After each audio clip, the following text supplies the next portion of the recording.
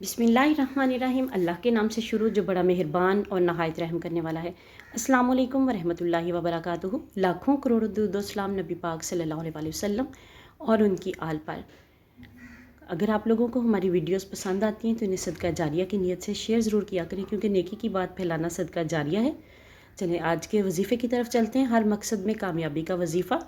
इतवार के दिन का ख़ास वजीफ़ा। ये वजीफ़ा किसी भी हाजत के लिए पढ़ सकते हैं। इस वजीफ़े को इतवार के दिन बाद नमाज असर करना है। अव्वलो आखिर 11 मरतबा दरूद पाक पढ़ लें। दरूद इब्राहिमी पढ़ें तो बहुत बेस्ट है। अदरवाइज़ आपको जौन सा भी दरूद पाक आता है वो आप पढ़ लें।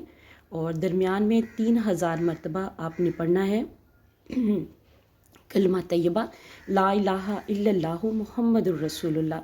फिर अल्लाह ताला से अपने मकसद में कामयाबी के लिए दुआ करें।